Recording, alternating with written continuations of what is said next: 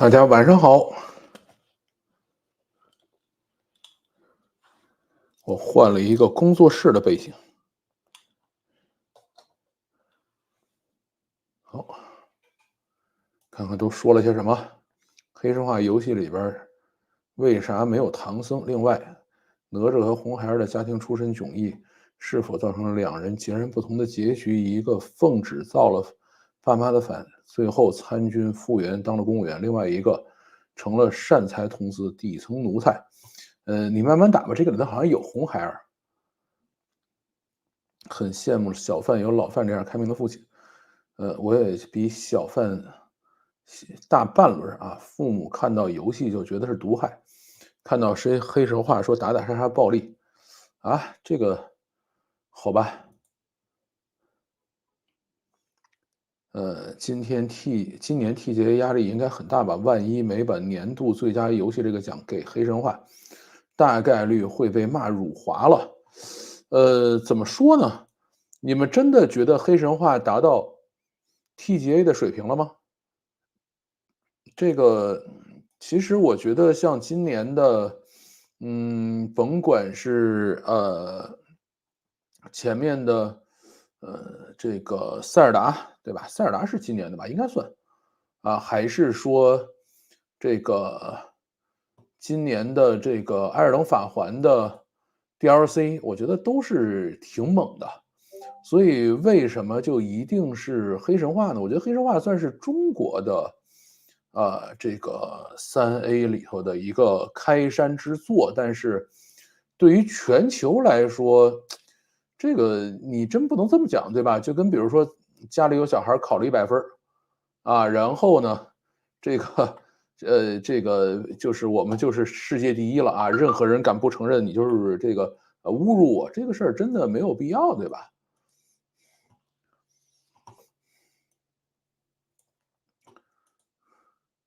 黑神话让我经历了一轮鄙视饭圈理解饭圈成为饭圈步入饭圈的心路历程啊，这是为什么呀？看到游戏就觉得是毒害，未必是父母不开明。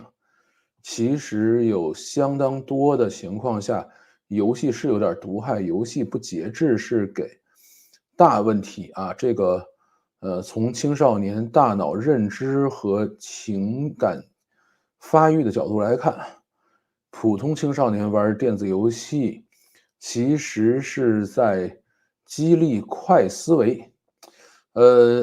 正好我今天看了一篇这个文章啊，就是黑神话的这个主策吧，或者叫出品人吧，他呢叫冯骥，他在2007年写了一篇文章，叫《谁杀死了我的游戏》，对吧？那个里头问了这样的一个问题，说为什么美国、欧洲、日本没有反沉迷系统啊？这个你们这些在海外的人可以想一想，为什么只有中国有防沉迷，而那边没有？有点好奇小范是不是觉得老范开明，等小范再长大半轮之后，会如何反思老范的开明呢？小范肯定还是有些害怕的，因为我特别是在教他做事情的时候，有时候还是比较严厉的啊。这标题起的有问题，黑猴不是中国游戏的未来时光，它只是中国3A 游戏的开始，其实也不能这么讲。可能是3A 的开始，但也可能出道即巅峰。这样的例子在各个行业里面都有很多次。是的，5分钟啊，马上就开始。不否认有这种可能啊，不过起码证明走这条路是可以走得通的，给游客时间，希望能有更好的作品啊。这个我觉得大家也只能如此了。达到 TGA 部分项目提名的水平了，这个我觉得是说的比较中肯的啊。呃，这边有比游戏上瘾更严重的东西啊，好吧。所以就是游戏上瘾，大家觉得可能还行哈，就跟以前我们经常讲这个美国人看小说能把毒戒了一样啊，这个也算是一个好事儿。黑神话战斗系统有点手游化，3段打终结技啊，这个还是挺费劲的，因为我刚才又打了一会儿，算是看到这个金池长老的幽魂了啊，然后一把被人摁回来了。现在我儿子还在继续努力，然后我来跟大家做直播。好，咱们开始今天的直播。大家好，这里是老范讲故事 YouTube 频道。今天咱们来讲一讲黑神话悟空真的能够给中国游戏行业带来什么改变吗？这个游戏呢是8月20号终于发布了啊，我儿子现在正在打，我呢上手试了一下，感觉还是有点费劲的。我打只狼啊，但只狼呢我是在修改器的基础上打通关的，只狼呢我可能够打到，比如说前面几个还是可以打过的啊，但是后面的话是费劲了，就没有那个耐心了，所以上了修改器。老头环呢我还是可以打一会儿的，但是是要远程。然后其他的一些动作游戏，像战神还有很多的像塞尔达这样的动作游戏，我还是能打的啊。但是这个黑猴还是有些难度的。我们看看这个游戏难不难，实际上只有一个标准，就是你上来有没有选难度的地方。如果有选难度的地方呢，一般都不是特别难，因为我可以选最容易的那个嘛。但如果上来没有任何可以选择难度的地方，大家都是一视同仁啊，众生皆苦啊，这个就比较费劲啊。黑猴就属于众生皆苦的这种。那么这算是中国的第一部3A 大作吗？就是中国团队呢，其实一直都在尝试做3A，不是从他们这儿开始的，在前前后后有非常多的人。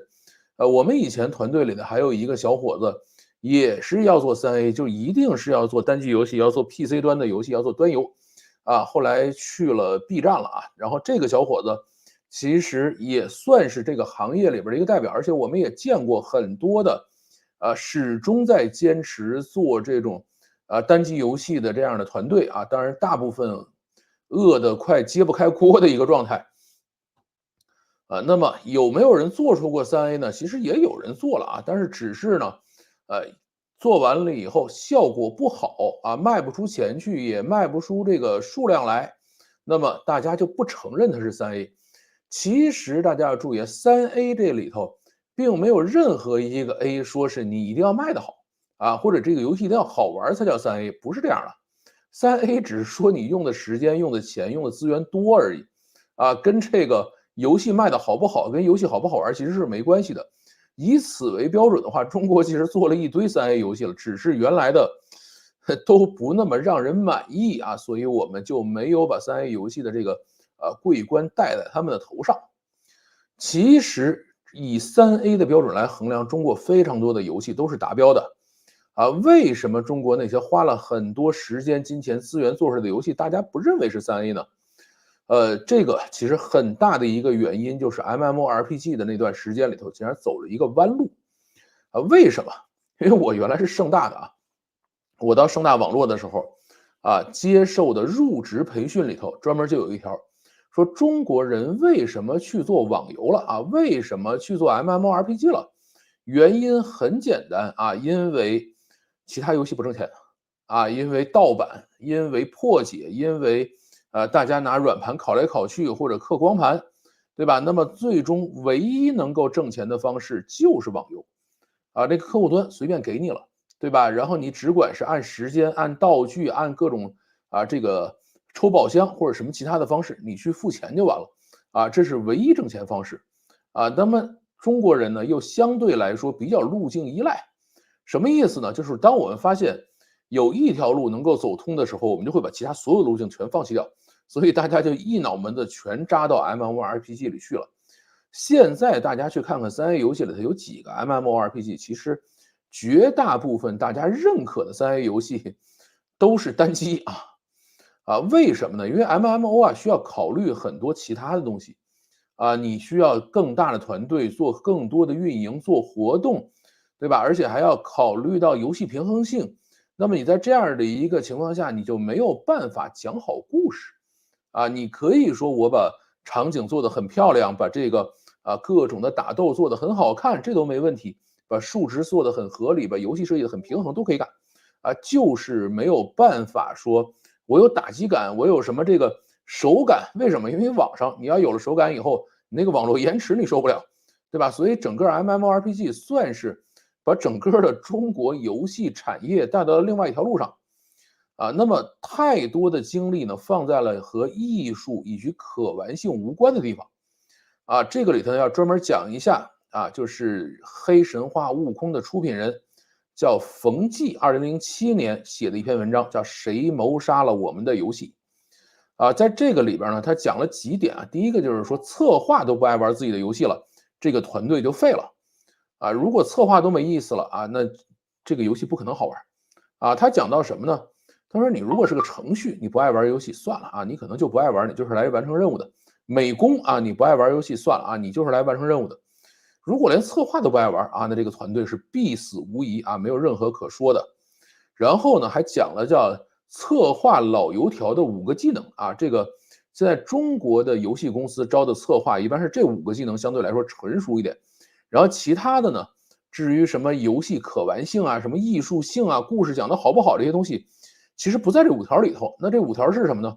第一，如何让玩家一直沉迷；第二，如何让玩家吐出更多的人民币；第三，如何让玩家拉帮结派；第四，如何让玩家相互仇视；第五，如何实现隐性的现金赌博和金币交易。咱们来讲讲这5条第一条，怎么让人沉迷？我记得我去盛大上班的时候，当时我在盛大创新院我们接触了很多移动互联网LBS， 就是这种基于位置的服务的这样的信息然后呢就去找到盛大游戏的策划团队说，我们有这么多新技术了，咱们是不是做一款游戏把这些新技术用起来呢？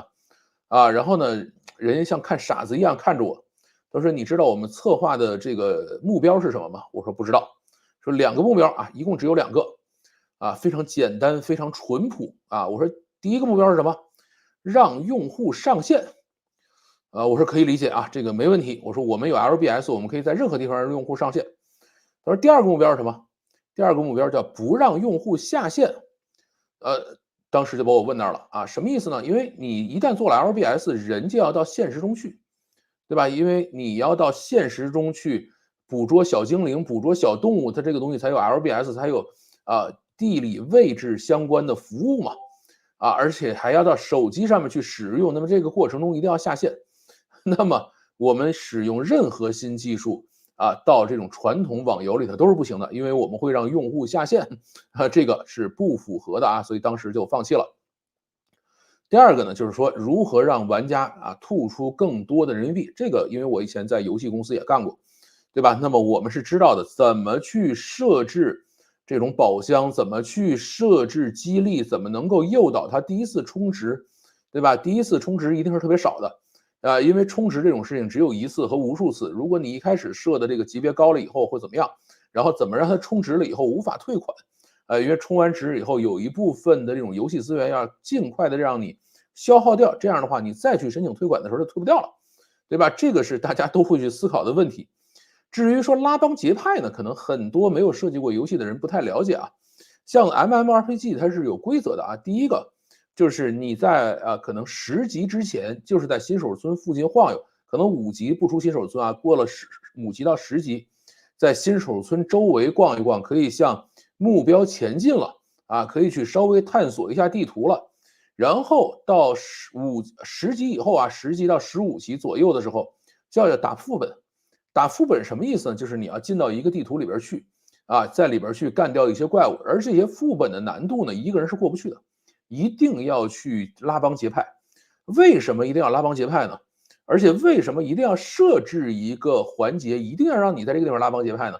原因也很简单，这个一旦拉帮结派了以后，有一个人不玩了，对吧？其他人就说，咱们去玩一会儿的对吧？然后这个人就被激活了那么整体这一个拉帮结派以后的小团队，他们的留存就会上升，对吧？就这么简单的一个原因叫拉帮结派因为我们也做过测试，如果有人在这个15级之前没有组成团队的话，那么他到20级左右就会流失他流失的比例就会急剧上升。那么我们为了让他能够继续打下去，所以一定要在10到15级的时候让他组成团队啊，如果你这个没有组成团队流失了啊，就算了啊，你不是我的目标客户，拉倒了。啊，至于说为什么要让玩家相互仇视呢？这个现在中国最赚钱的游戏是什么啊？有人说王者荣耀啊，有人说是原神啊，其实都对，但都不对。为什么这么讲呢？王者荣耀确实是在全世界收入最高的游戏啊，没有之一。原神呢，这些年来也确实是风生水起，但是真正最赚钱的游戏叫 SLG 啊，或者叫策略游戏，像这个万国觉醒就属于这一类游戏。为什么这种游戏最赚钱呢？它人少啊，就是没有多少玩家啊，然后这样的话，它这个赛道里就可以容纳下很多的游戏啊，同类型游戏大家可以相互厮杀，然后每一个这样的游戏都可以赚到很多的钱。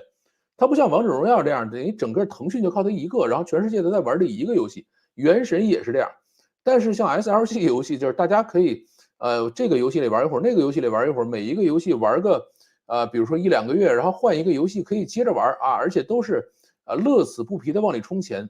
在这么少的玩家情况下，他们挣的钱还非常多，就是每一个玩家在里边贡献的钱都特别多，所以最赚钱的游戏还是 SLG 啊。那么 SLG 呢，就是你要进去啊，这个黄图霸业嘛，对吧？这个占领地盘、发展经济、造兵、出去打人啊，就是干这件事情。那么干了这件事情以后，如果大家不相互仇视的话，怎么能去充钱呢？比如说咱们都在这慢慢悠悠打，对吧？你把我夸一下涂干净了，然后呢，我不着急啊，我继续采集资源，继续造兵，然后造完了以后呢，再溜达出去晃一晃，这个是挣不到钱的啊。他们靠什么挣钱？你把我涂干净了，对吧？然后我没有兵了，我就必须要花钱啊，去把这个兵买出来，然后再去把你涂干净啊。这时候你又恨我了，那再接着花钱再去买兵，然后再回来涂我，这就是这样的一个过程。然后再加上大家已经拉帮结派了嘛，啊，说哎，我们团队里有谁谁谁被涂了啊，咱们一起去涂他呀。啊，就赶快再去把它涂掉啊！涂完了以后，那边这个满目疮痍了以后，说不行啊，赶快再花钱啊，买兵，买各种的这个资源，再涂回去啊，要去报仇。这个为什么这种东西那么挣钱啊？所有 SLG 的设计的底层原理只有一个，叫制造仇恨。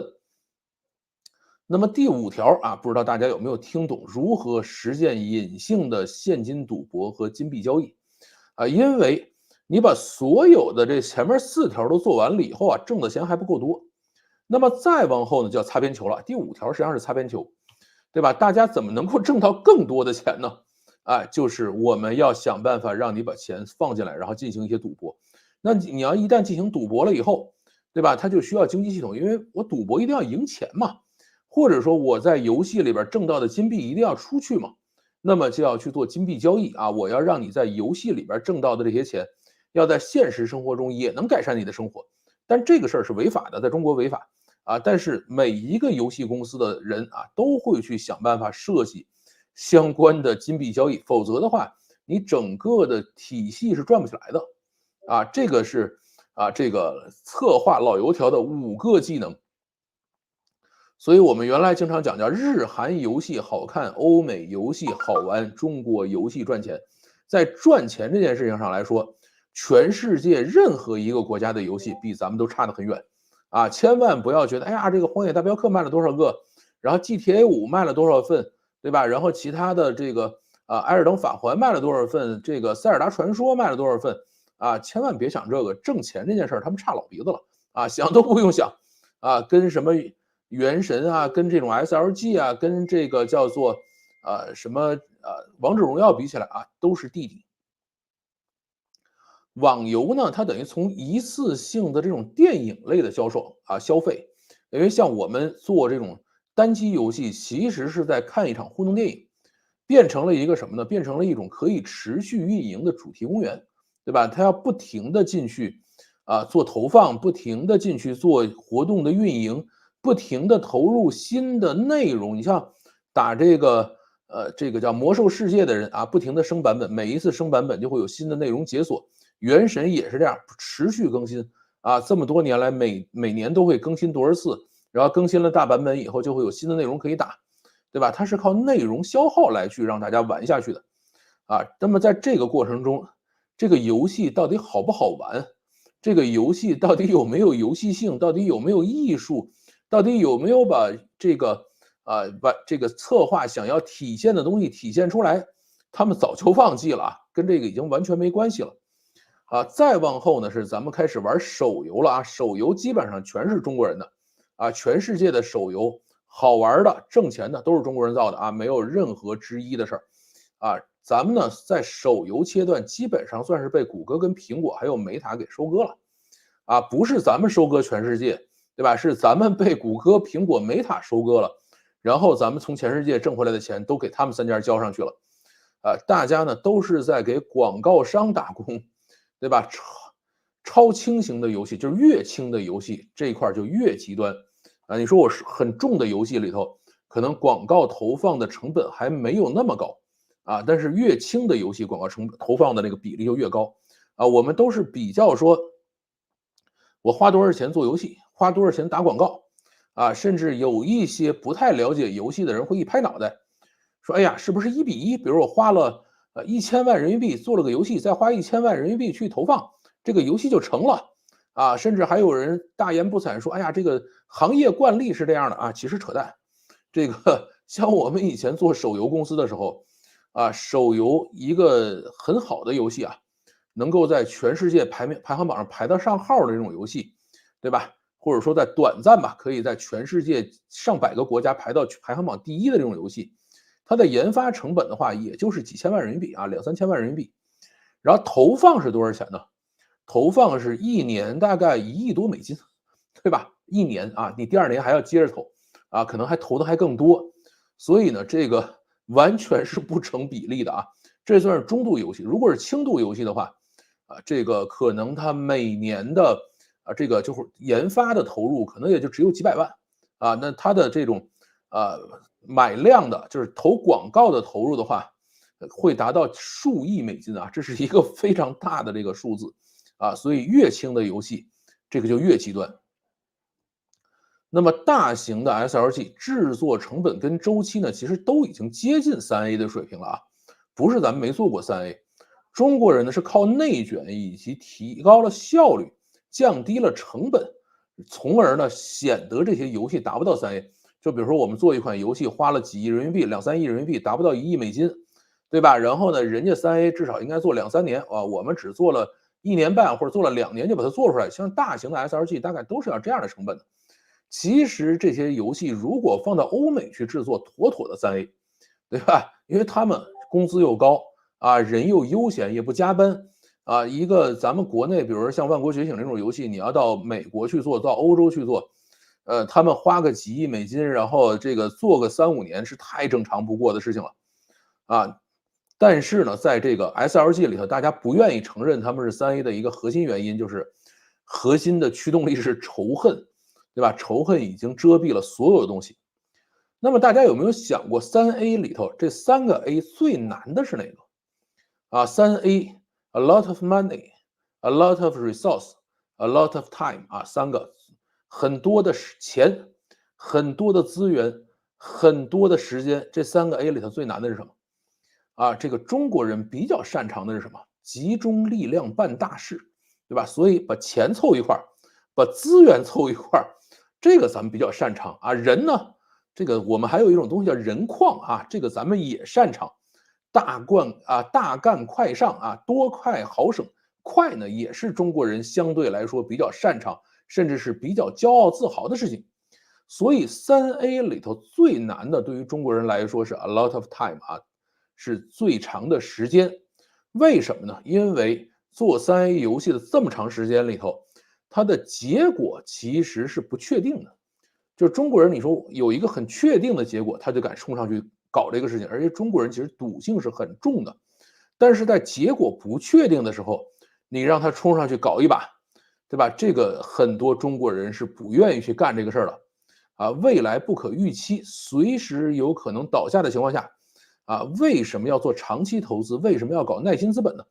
特别是什么？就是很多要求大家去搞耐心资本、去搞长期投资的，其实是骗子，对吧？为什么这么讲呢？因为我告诉你这是一个很长期的事情，就告诉你，你短期不要来考核我。那么在这个过程中，我把钱都花了，然后我人就跑了，对吧？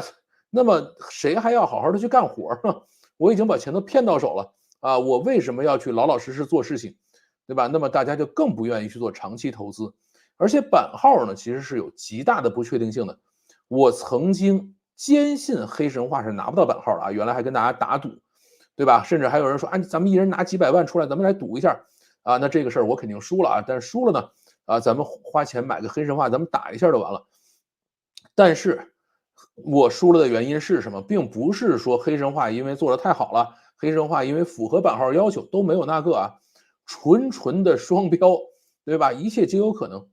你比如说像黑神话里面很多东西肯定是做了调整的，打死了妖怪以后没有尸体，没有血迹，对吧？砰把妖怪打死了，然后一阵烟没了，对吧？不能太血腥，而且所有跟宗教的部分。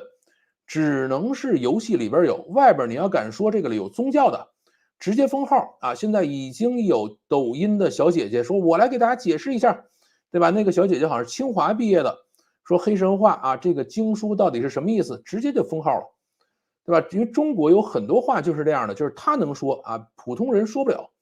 啊，好像我们的宪法呀，什么这些东西都是这样，我们只要要求宪法这个只要出来念就直接封号了啊，这个是中国特色。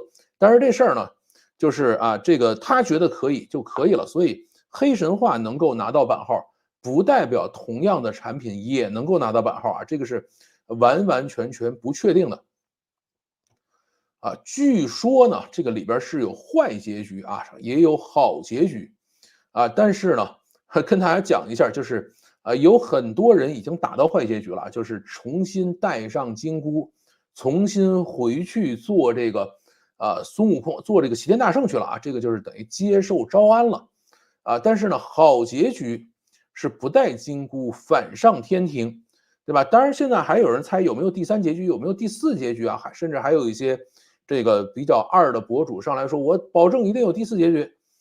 这个怎么说呢？现在我们还是相信反向工程啊，有人反向工程了啊，这个黑神话悟空的文件啊，这个里面呢，所有跟结局相关的资源目录和这个视频播放的信息，一共只有俩结局啊，一个叫好结局，一个是坏结局。而在这个里面，好结局的这个就是不带金箍反上天庭的这个日期是比较旧的啊，大概是从2023年还是更早一些就已经在这个里边了。然后这个坏结局啊，就是这个重新戴上金箍，接受招安，回到天庭去上班的这个结局，它上面那个日期是2024年的8月4号啊。那么这是不是都是说啊，拿到版号了以后，你要不断的去调整，对吧？这个不确定啊，因为这个日期不好说。但你说以后是不是出了第三结局啊，又打脸了？这种东西还是会不断的更新的嘛，对吧？你万一更新了以后，或者上了个 DLC，对吧？有第三结局了，第四结局了，那到时候再说呗。但是现在大家反编译破解这个资源文件看到的只有两个结局啊，一个好结局，一个坏结局。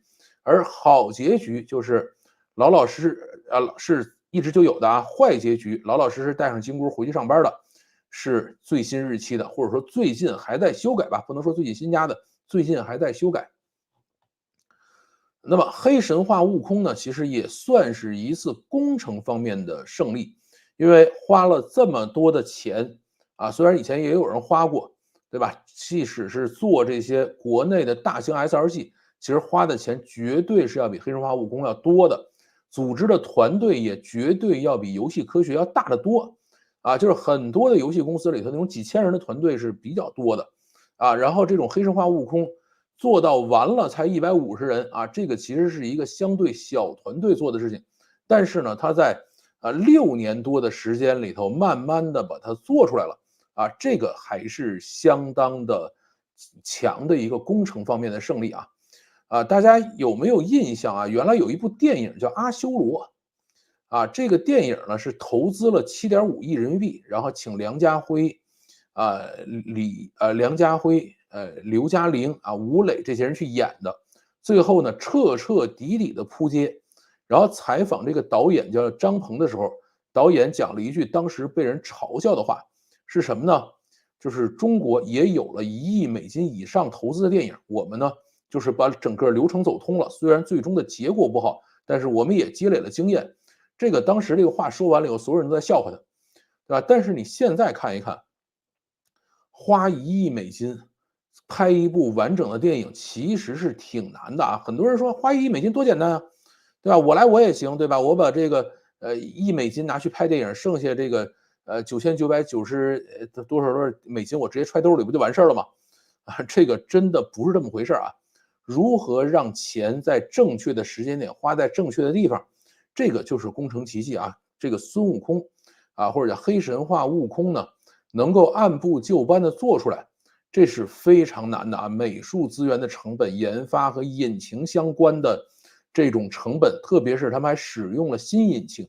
你想这帮人原来做手游的 Unity 很熟，对吧 ？Cocos 没准也还用过。Unreal 其实在早期没有那么好用，而且 Unreal 这种开源的引擎，你遇到各种各样的问题，遇到优化的问题，你解决不了的。啊，你如果没有原厂家去处理，你根本就搞不定。像前面咱们讲到啊，这个不叫前面咱们讲的，就是前面的游戏，比如说《赛博朋克2077》，对吧？为什么翻车？为什么那么多的这个 bug 出来？它就是使用新引擎，然后加的东西太多了，然后直接崩了。对吧？后来是改了这么多年，才慢慢的把它改稳定了。而且，赛博朋克2077》在早期的版本 PS5上奇烂无比，对吧？后来才慢慢把 PS5的版本改好。啊，那你说像游戏科学这种150人的团队，他咋搞定这件事儿？啊，那是腾讯给出的最憋屈的一笔钱啊，给了钱，还承诺不管啊，这个给完钱以后，我保证啊，我不去管团队。啊，然后给完钱以后还保证说我不发行啊，因为游戏投资绝大部分是我给完钱就要去发行你的游戏的，啊，说我不发行啊，这个游戏是由英雄互娱发行的，而且还调动了 Unreal 的力量，全情投入，因为 Unreal 后边的大股东就是腾讯，对吧？腾讯说我投资了这个黑神话悟空游戏科学 Unreal 上啊，有什么问题现场给他们解决掉，等于引擎公司坐在他办公室里处理。那它肯定优化的还是不错的啊。那么做完了这些之后，还要到全国实地去取景。现在使用这个黑神话悟空的这些景物的这些实际的地方都已经爆火了。大家说我们要到现场去看看这地方到底怎么样，对吧？大家也都很开心的去玩耍了，也请了大量的明星演员啊，这些成本也都是老老实实的去花掉了，啊，单机游戏的大笔的宣发其实也做了，在这么6年的时间里头没有走偏啊，没有人贪大钱，有没有人贪小钱这事儿不好说啊，但是没有人贪大钱，也没有突然膨胀，一直到游戏做完了，在游戏没有做出来的时候，他们就已经成为神话了啊，但是并没有嘁哩咔嚓招个几千人的团队出来折腾，对吧？还想着我一开始要做什么，没有来回拉抽屉，啊，有很多的游戏在拿到一大笔钱以后，就直接疯了，说啊，我这个也想做，那个也想做，我这件事情也要，那件事情也要啊。这个在欧美其实很多的这种大游戏最后都是这样，啊，最后做完了以后完全无法接受，啊，直接就崩菜了。我记得原来好像，国外有一个游戏叫圣歌还是什么啊，那画面那叫一个精美，放完了整个的视频之后。也是直接封神，最后拿出来，大家都觉得啊，没有任何可要的这个，没有任何可玩的东西了啊。最后拿到的游戏和第一支预告片比起来，基本上没有太大的差异，甚至还更好了一点。这个其实是非常难的。你想，第一支预告片到现在也4年了，对吧？这么长时间里头，他一直坚持是。我一开始想做什么，我就老老实实做，最后把它做出来，对吧？就把我一开始想做的东西做出来，这个其实非常难。中国人花几亿人民币做游戏的案例其实非常多，但是在7年的时间里头，按部就班、有条不紊的花掉几亿，然后做出一个精品游戏来，这个确确实实是第一次。那么咱们再讲一讲黑神话悟空的宣发啊，这一块呢，其实跟我以前熟悉的游戏宣发是不一样的啊，因为我们以前做手游的这个当然在盛大做端游的时候，我其实不管宣发，所以不太了解他们那时候宣发是怎么做。游戏宣发的几块，第一个叫物料啊，什么海报啊、易拉宝啊、各种的小礼品啊，这叫物料。然后呢，第二步叫刷楼刷地铁，什么意思呢？就是你要到楼宇上去贴广告啊，然后要到地铁里头去贴广告啊。像他们比如说到某一个国家去推广一些大的游戏的时候，会把整个地铁里都贴满广告啊。刷楼，我记得原来我们在盛大的时候干过一次，当时做的那个游戏叫《零世界》，对吧？啊，不是《零世界》，当时的那个游戏叫做《永恒之塔》啊，《零世界》是后来的一个游戏。啊，做永恒之塔，做完永恒之塔以后呢，就跑到上海外滩上找了一个楼，把整个那个楼的那个外立面它都是有这个屏幕的啊，LED 的屏幕包下来做广告。然后那个楼在那一段时间里头已经失去了自己的名字，那个楼的名字就叫永恒之塔，对吧？再然后是宣传片、试玩、媒体合作，然后是买量、投放、周边合作，这个大概就是整个游戏宣发干的活。如果是 SLG， 刚才我们讲了 SLG 是挣大钱的游戏，对吧？刚才我们讲的所有这东西会上全套的啊，像王者荣耀啊、原神，刚才咱们讲的所有这东西也是要上全套的啊，而且是有巨大量的成本会扔进去。那么轻游戏呢，通常就只买量啊，其他就不管了。而黑神话呢，绝大部分是靠宣传片的啊，这个是比较奇怪的啊。其实怎么说呢？就是这种单机游戏，比如 Steam 游戏，或者是叫做主机游戏 PS5上的游戏，他们的宣发基本上靠几件事情。第一个呢叫做宣传片啊，第二个呢是各种展会啊，然后呢有一些玩家见面会，这个媒体合作，有一些试玩会啊，大概就是这么几样东西。就这个里边最花钱的买量他们是不干的啊，因为什么呢？他们那个游戏价格是固定的，你买完量以后你挣不回来。对吧？你不可能说我268，对吧？它一份268嘛，我卖一份游戏，然后呢，我花100块钱去买这个量去啊，这个事儿它是没法算的啊。只有像我们做这种免费游戏才可以去做买量，对吧？我们可以用$100买一个用户回来，然后这一个用户给我充$1000进去，对吧？大家是这么来干这个活的。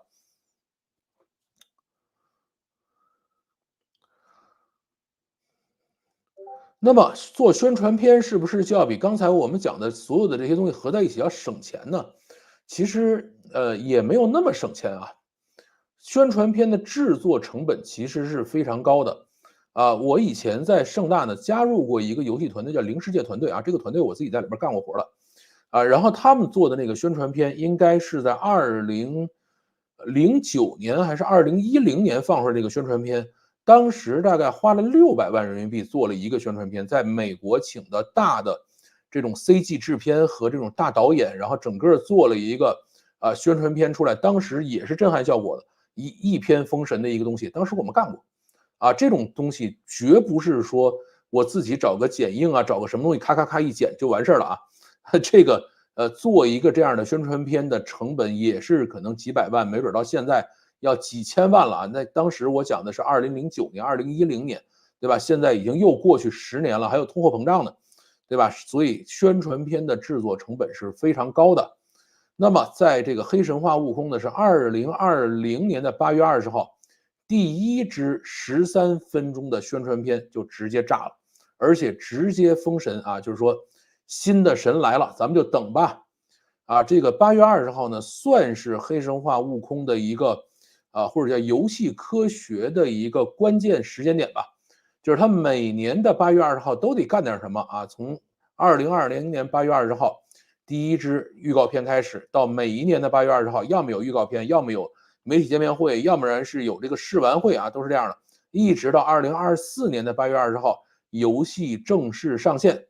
啊，这个原因呢也很简单，2013年的8月20号呢，是腾讯《斗战神》这个游戏公测的日子，而游戏科学的核心团队都是原来腾讯《斗战神》的团队，对吧？腾讯那个时候，你想2013年就惦记说我要做一款3A 大作，就找了这么一个团队，说你们做吧，《斗战神》。其实《斗战神》也是孙悟空，对吧？做完了以后，一开始大家口碑也很好。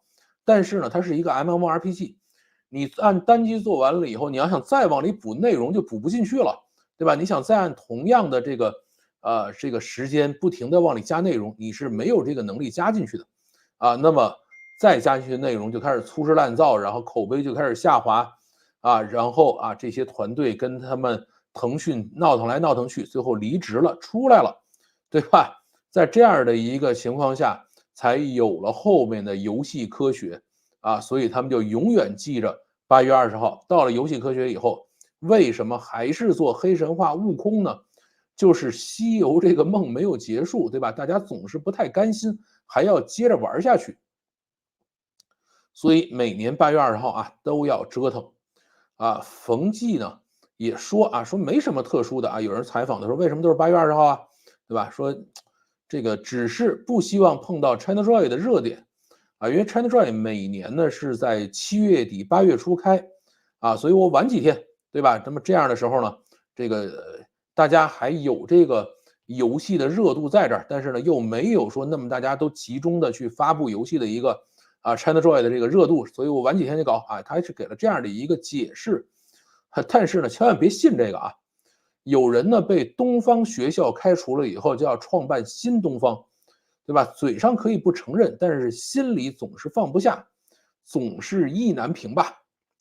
然后这帮人呢，本来放这个纪录片出来或者叫预告片出来，是想去做招聘的当然了，预告片出来以后，马上看到了10万份简历，也确实是震惊了他们当然了。另外一头这个他们预告片放出来以后，猎头公司马上就把他们所有的员工摸排了一遍，然后就开始疯狂的挖人。当时我还记得特别清楚，就是冯骥他们出来以后，马上开始在微博上求饶，说求求你们饶了我吧，我们就是一小公司，对吧？我们放这种预告片出来是招人的，不是让你们来挖人的，对吧？这个同时都发生了。后面呢各种的媒体和周边的合作其实也慢慢做起来，就从2020年往后吧，慢慢开始做。因为预告片直接封神了，后面的这些媒体合作和周边合作呢，应该没有花太多的钱，甚至还可能赚到了一些钱。但是参加展会活动试玩会这个钱应该还是花掉了。但是呢，对于绝大部分的这种游戏宣发来说，这个其实是小钱，对吧？单机游戏投放买量应该是不会去做的。刚才我们讲了，那么黑神话悟空到底赚钱了吗？肯定是已经大赚了这个有人预估他们的研发成本是4到6亿人民币为什么预估呢？因为不是上市公司，没有财报，对吧？咱们也看不到很多的数据都是他们可能各自参加采访的时候慢慢的吐露出来的，前后也有一些出入所以我们只能说他们花到的钱可能还不到1亿美金通常这种数字呢会被严重低估这种数字最后如果你找个会计给它认真算的话，超过10亿或者说在1亿多美金的这个，我觉得是相对合理的那么宣发成本应该不算高这个有很多人说它是不是宣发成本跟研发成本对半劈了应该没那么多但是这个上亿应该还是有的但是绝对没有那么多。就是卖游戏的钱呢，目前应该还没有打平因为你虽然是卖了几百万份游戏了但是这个你想打平你整个的制作宣发成本，应该还是有难度的。毕竟现在才刚刚这么短的时间嘛那么 IP 授权合作的钱应该是已经赚到了那么这笔钱到手了以后呢，就是黑神话肯定是已经赚钱了已经盈利了，不用担心他们但是黑神话绝对没有手游赚钱，就算是他把能挣的钱都挣到了而且它的这个销售量可以达到几千万份因为现在真正卖的最好的这些游戏都是要破千万的比如说像塞尔达什么的都是要2000多万份，对吧？那么在这样的情况下他们挣到的钱也没有手游多千万别觉得这个东西大赚了别想这事儿。黑神话悟空可以热多久呢？这种单机游戏不做长期内容投放的话，通常也就是1个月撑死了2月，这事儿呢就算过去了。因为呢，现在是新时代了什么叫新时代呢？传统时代这个游戏啊，会热比较久的时间，但是呢，它的圈子很小啊，在一个大家热爱这个游戏的圈子里头，可能会热一个这个1年或者更长的时间，大家再去期盼你的下一个版本啊。但是现在是一个什么时代？现在叫短视频时代，在这个时代里头啊，它流传的范围非常广泛，但是时间很短啊。这个因为总会有新的热点出来，对吧？你不可能说，哎，我一直有这一个热点，大家都看这个不看别的了，这事儿是不现实的啊。你想，塞尔达传说、旷野之息、老头环，包括赛博朋克2077啊，塞尔达传说、王国之泪，都成为了短视频平台的热点事件。但是呢，也就热1、2个月啊，不可能更长了。而黑神话悟空的话，其实从整个的游戏内容、体量等等这一切上来说，并没有刚才我们举的这些游戏大啊，或者说它整个的品质内容其实没有人家多啊。但是大家毕竟是在中国嘛，可能会多热个几天，但是你说这些游戏一直持续热下去不行吗？抖音它不答应啊，对吧？平台是我的，用户是我的，流量都是我的，你们天天在这看游戏，谁上那边买东西去啊？对吧？所以这个是不可能让它长期热下去的，所以热1到2个月啊就可以了。而且呢，会有很多适应不了魂系游戏的人，入坑被虐，然后再骂着出来。现在有很多人已经开始去晒这个退款单了，说我买了游戏了实在打不下去，我给退了这个也开始有人去玩耍这件事情了这个很正常，因为那个游戏还是有点难度的啊。那你说还会有黑神话这样的游戏出来吗？首先猎头公司和各种资本也在想这个问题，所以现在游戏科学的员工后边都备注上我不找工作，对吧？那意思就是说大家要好好留下来干活。当然，这个前提还是你到底怎么分钱的问题。因为游戏科学的员工他们的平均工资应该是比普通游戏公司要低的，但是他们能够做出这样的游戏来，他们至少见过这种游戏怎么做了吧？他们的技术水平应该已经达到大厂的水平了所以后面很有可能这样的游戏公司就直接被拆掉了这个可能性是非常非常大的。像我们以前讲游戏公司，对吧？做不好直接崩掉，做好了也直接崩掉。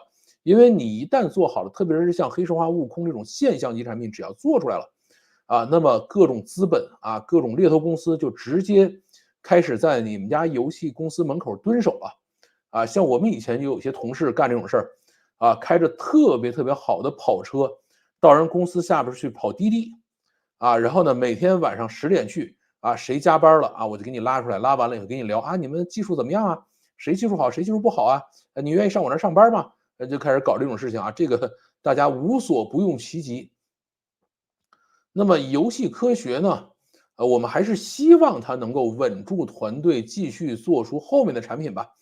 毕竟被猎头公司轰炸，它也不是头一回了。从2020年8月20号开始，他们就一直在被猎头公司轰炸，所以他们可能也已经适应这件事了，对吧？那么黑神话系列呢，他们也讲了是准备做3部曲的，应该会继续做下去，但是也不一定能做得出来大家要想一想，他们怎么能够做出第2部产品来塞尔达传说从旷野之息到王国之泪用了是6年多的时间，对吧？宫崎英高算是手快的从只狼到老头环是2年11个月，不到3年应该是少1个月到3年。黑神话悟空自己也做了6年半，如果有耐心慢慢做的话，可能就会有下一步。如果没有耐心，说来咱招人嘁哩咔嚓整出一大堆团队来，一下变出几千人来，对吧？先整个 DLC，然后再去做一些各种合作，然后再改个手游什么的那我们觉得下一步也就不用想了。就是中国其实有很多的游戏公司一步封神，然后到这游戏公司死的时候还是那一步你比如说像我待过的盛大，盛大一直到最后被收购关门的时候，传奇依然占到整个盛大游戏收入的70%、80%，对吧？它就是一战封神，但是也就这一下了这个是很常见的情况那么对于游戏科学来说，一方面是夜长梦多未来呢，到底会变成什么样，真的很难说。另外一方面的话，现在整个的环境对于他们来说挑战也还是很大的。在中国呢，从来不缺少想要做好游戏的制作人啊，这个是没有任何好说的。因为最高标准的艺术啊，或者叫最高的游戏艺术标准，其实对于全世界主流的游戏人来说是确定的，就是3A 的单机游戏大作，对吧？没有任何一个人说我要照着手游，我要照着原神去做一个什么东西的啊，这个事儿是，可能有人照他做游戏，这是有，但是没有人认为那是个好游戏，或者是个3A 大作，从来没有人认这个事儿。好的游戏人呢，都是从玩单机游戏出身的。因为像我们以前在游戏公司，甭管招聘啊，还是面试啊，做游戏比赛啊，上来没有人去跟你聊什么，你做过哪个手游，你觉得哪个手游好玩，没有人聊这个。上来都是聊，你觉得哪个单机游戏好玩，然后这几个单机游戏跟那几个单机游戏到底差在哪儿，对吧？你如果这玩意儿说不清楚的话，这就不是个游戏人啊，这个游戏面试就 pass 了。这个是真正玩游戏或者真正想做游戏的公司里头，面试一般都是这么面的。那么手游跟氪金网游是培养不出来真正热爱游戏的这种游戏人的啊，这是没有的。但是呢，有多少有耐心能够做几年的团队呢？这个其实是很难的。索尼跟微软每年都在中国搞各种各样的比赛和评比，索尼希望之星、索尼中国之星一大堆团队，对吧？我其实见过好多这样的索尼中国之星的团队，就是在索尼为 PS5、为 PS4筛选游戏的时候他们做个比赛，然后呢，这些游戏得了奖了，而索尼也会给钱然后会跟他们签协议，说你把游戏做出来以后我愿意发你的游戏，这个都会去干啊。但是这些游戏绝大部分都是穷困潦倒，那日子快混不下去了，对吧？然后我去跟他们聊完了以后，就只能在楼底下蹲着吃面条那种水平，对吧？最后这些游戏公司都是实在不行，只能穷困潦倒的去做手游了，对吧？他们一方面又看不起这个手游一方面说，这个再不做手游真活不下去了，只能这样。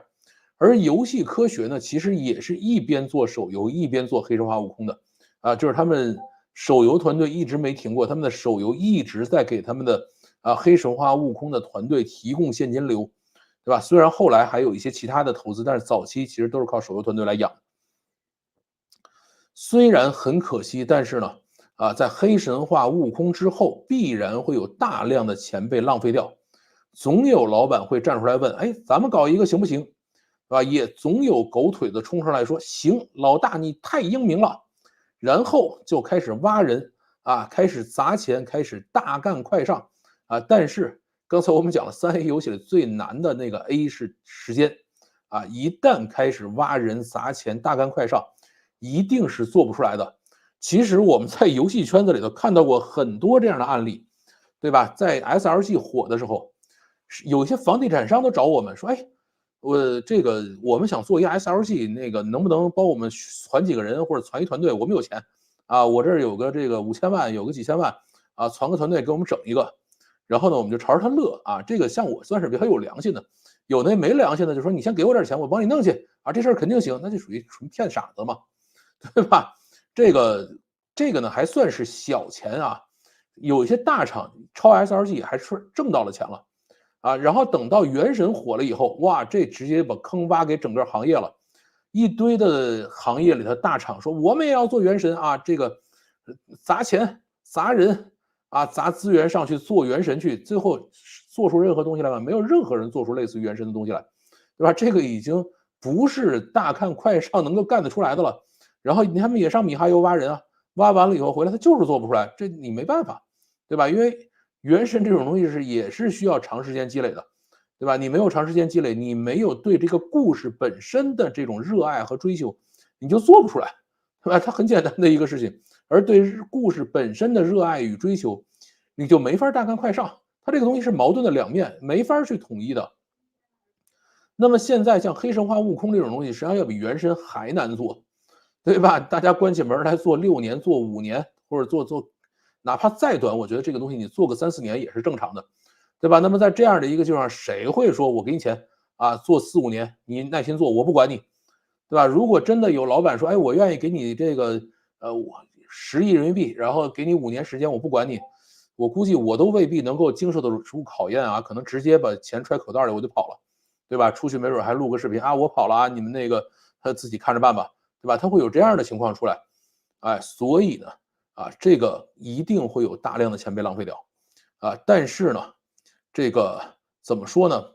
配合着弘扬民族文化精神这件事儿，这个可能还会有一些政府的钱也会被浪费在里头，从长远看呢，这个事儿呢会培养一些游戏人出来，对吧？这个没准是做一些特别不靠谱的项目，但是，也会有一些新人玩着玩着说，哎，这个东西就是我的热爱，我一定要去做下去，对吧？叫莫欺少年穷嘛，一切皆有可能。就是我们现在浪费一笔钱然后这一笔钱可能就都不见了耐心是非常非常重要的，而且耐心也是最难的。然后等到这些人再培养个10年然后呢，他们再做起来，闷头的干个3、5年以后，没准能做出一些东西来。咱们看看黑神话悟空，对吧？这个团队大概是从2000几年开始去做这个斗战神，到2013年上线，上线了以后直接干废了，然后出来去创业，然后呢，再到2020年有黑神话悟空的第一支预告片上线，大家知道有这么个项目，到2024年能把这东西做出来，对吧？就是这样的一个过程。我们可以期待下一个黑神话悟空，但绝不是一帮这个有钱的一帮这个人傻钱多的这些老板一拍脑袋说我要上或者是一帮热血青年我要去弘扬民族文化不是他们凑点钱就可以搞定的，他们凑出来的钱都是给骗子准备的那么他们凑出来的钱可能唯一能够改变的就是有一些新人进入了行业，对吧？拿这些钱练了手了然后过个10年他们说当年我们在哪个垃圾项目里干过，但是以此启发了我要接着干下去可能黑神话悟空对于整个中国游戏行业的改变也就在这里了我们需要用一个很长远的时间去看这件事情。好，这是我们今天讲的第一个故事。好，让我来看看大家都聊了什么我看你们好像聊得很开心呐。让我喝口水。哇，第一个故事聊了这么长吗？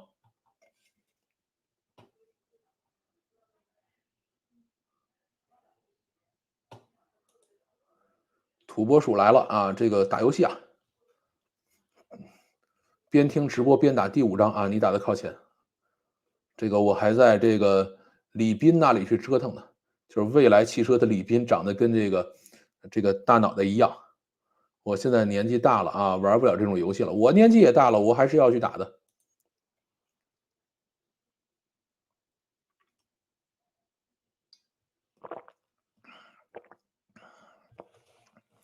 这个那边也有这个，也有吗？这边好像反正说是有但是不像美国那么厉害，好像。天津的视频会对非会员开放吗？不会。大家周末好，对，周末好。幽魂可以先跳过，绕过去这个没有，我耐心打就完了，我觉得应该还是可以的。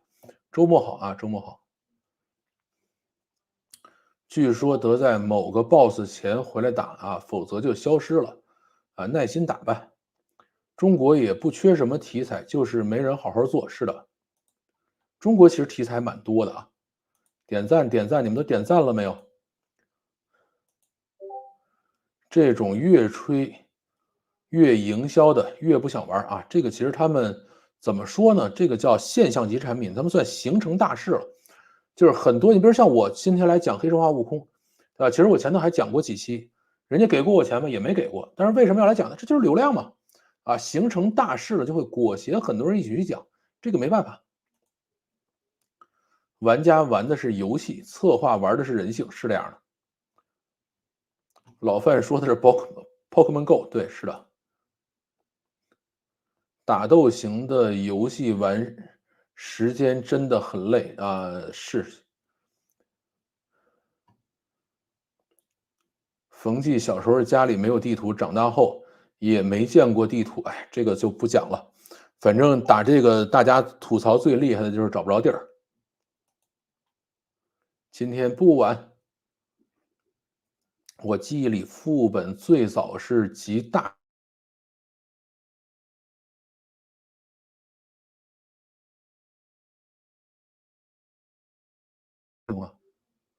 网不太好了。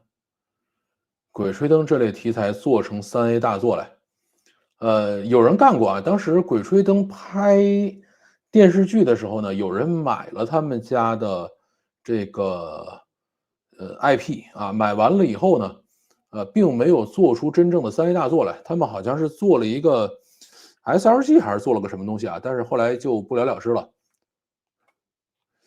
我可能需要研究一下这个梯子的问题了。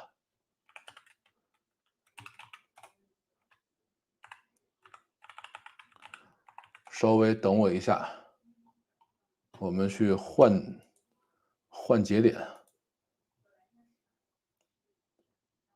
我们去换节点，测试速度。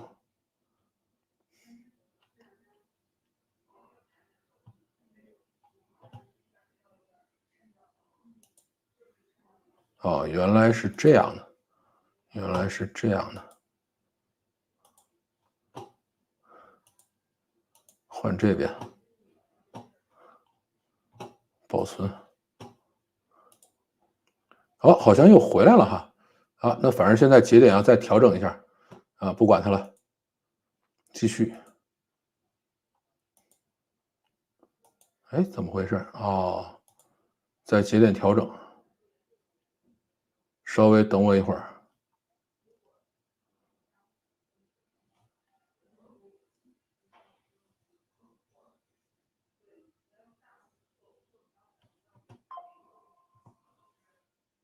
好，更换完成。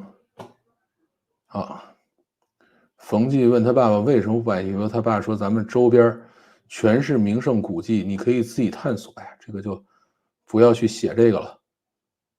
写作文拿了奖状，但是老师说未经点化无法领取。床单上有地图，哎，好吧，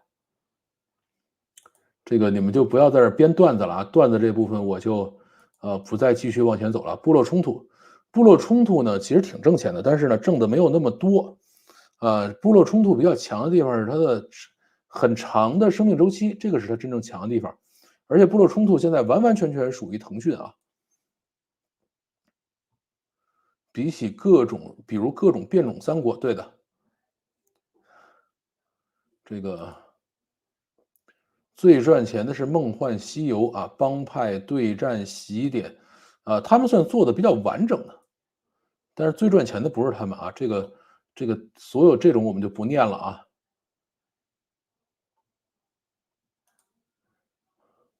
啊，这个就不念了。大话西游那阵啊，Pay to Win 爆发，Pay to Win 其实比那个早啊，最早的 Pay to Win 是这个石玉柱。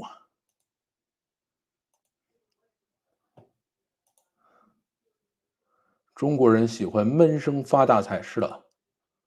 魔兽世界可以，对，魔兽世界确实是不错的。现在还有很多80后的玩家在征途和传奇呢。是征途，哎，也没法说。征途其实也是盛大的一个团队，最后在盛大内部绝对玩不下去了，然后跑出去做的。最典型的轻游戏广告轰炸就是油腻的师姐和我的渣渣辉，那个不算最典型的，有很多比他们还典型的。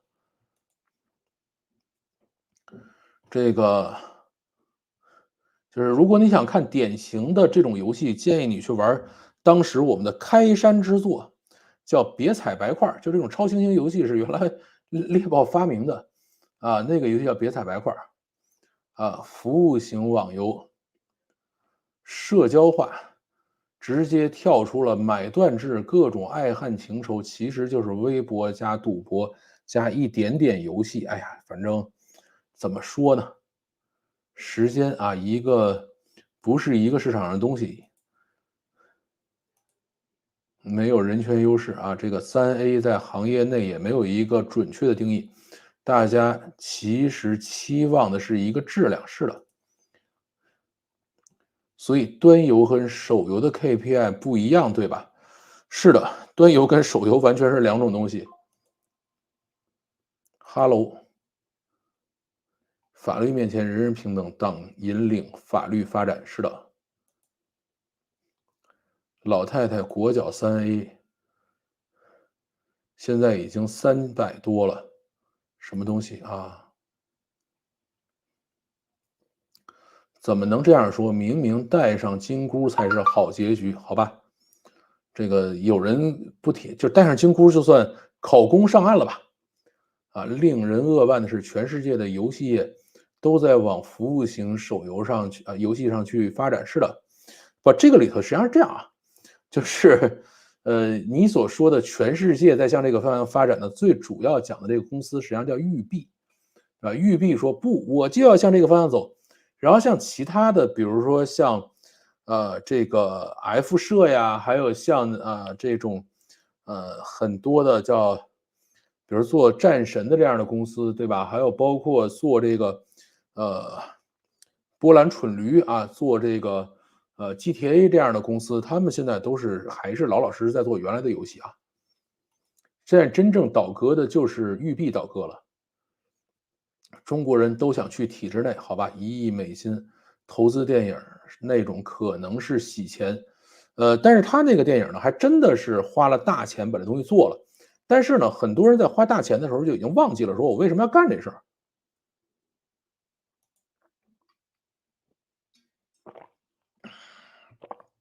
虚幻五太牛了啊，4060K，啊4060 2K 60帧啊，这个虚幻五是这几年长足发展，腾讯还是有钱啊。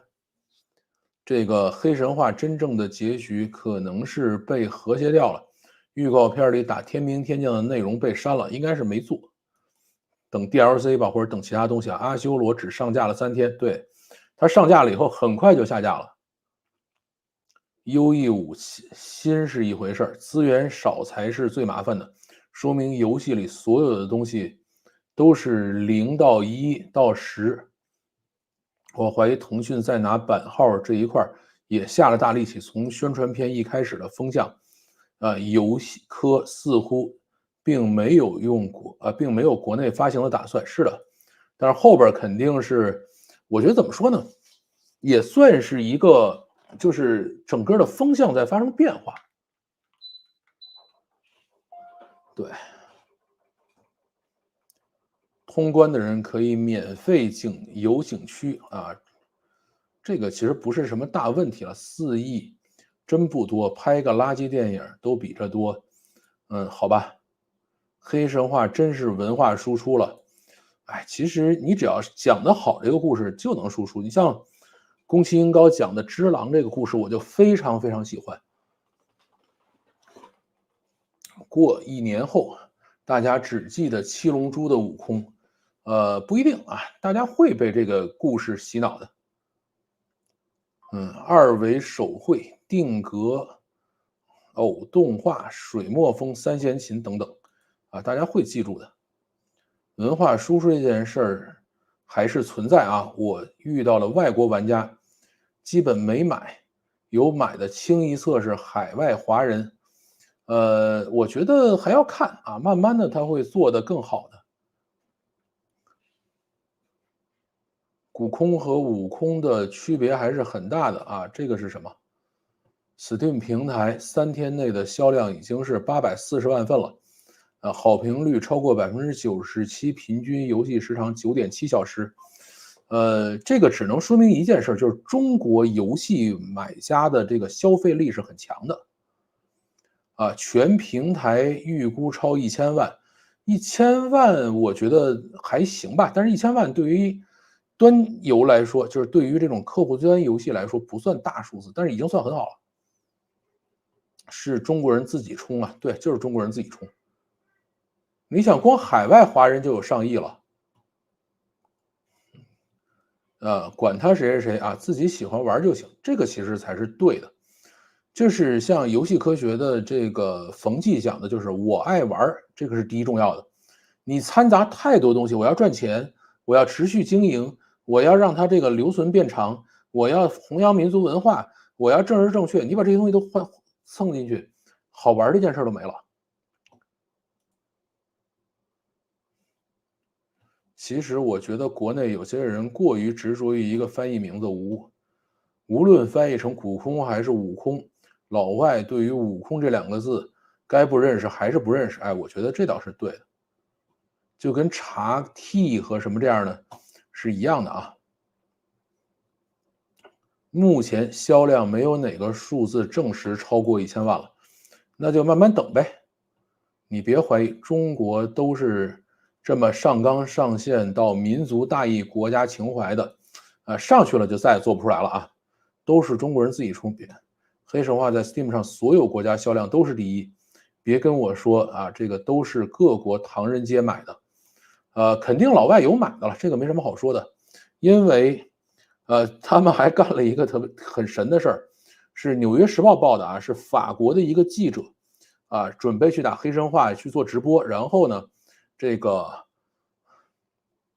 发行公司就直接给他写了个邮件，说我们欢迎你打游戏进行直播，但是呢，你要注意不要去谈疫情，不要去谈风控，不要去谈内容审核，这些事情不能谈的你要同意了，你才可以去直播这个事情。然后这件事儿直接被曝光出来了，然后被《纽约时报》给爆了。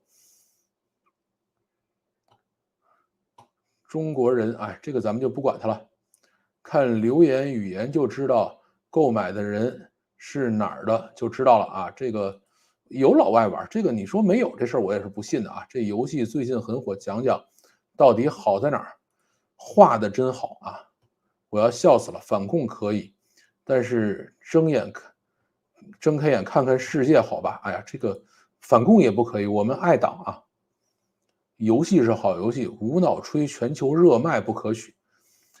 我觉得从游戏的品质上来说呢，在中国算是划时代的啊，这个我们要承认。然后呢，在全球的游戏里边，你比如说现在你就认为它已经可以超过塞尔达了，可以超过老头环了，可以超过只狼了，可以超过这个，哪怕是巫师，对吧？或者战神，我觉得呢，这个就属于不科学了。至于卖的怎么样，咱们最后看数字就完了。单机赚的不多啊，纯利润呢和手游哪个比高？通常还是手游挣的更多。刚查了一下，黑神话的宣发是华谊兄弟做的，做了一些吧。我才要笑死啊！这种内容你中国人要硬炒一次，下一次还靠这么炒啊？这个不知道你在说哪一段？恶灵古堡20多年前是经典，今天还是经典。这个我觉得我们没必要去报这种事情啊。现在才知道你们这个群体都是，这不要讲你们我们的，你讲的是谁呀？你玩过吗？就说是魂系游戏，是不是听听国外游戏大佬主播说一说？我玩了啊，它呢跟魂系有一定的关系，但是呢也有差距。它肯定从打击和什么这块上来说呢，有魂系的感觉吧，我只能说。所有3A 跟手游比挣钱差远了，是的，这个手游还是最挣钱的啊。这个我要快一点过了，这个我们后面还一故事呢。如果再这么下去，可能下一个故事讲不了了。我以前上学特别喜欢打游戏，沉迷魔兽，一直打到工作后4、5年，现在工作10几年了，一登录游戏就想吐。其实还是可以打一打，至少可以打一打这个猛男捡树枝嘛。有观点提观点，对，不要你们我们的，这个事儿很无聊啊。二等法环现在日均在线也就2、3万，单机游戏通关也没有热度了，是事实吧？钱赚到了就好了，这个到底在讲什么？有什么好笑死的？这单机游戏就是这样的，做单机，还是要有点理想主义。是的啊，这个没有理想主义搞不定的。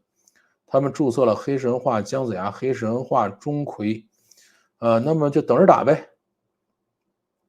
已经赚了几十亿了啊！穷人少给亿万富翁操心这个那你说我们坐在这干嘛呢？国家队会上场吗？上场就没有了，没有后边的故事了。游戏发行可见预告片很重要，但这个不好说啊。好预告片最后把游戏做废了的情况也非常多。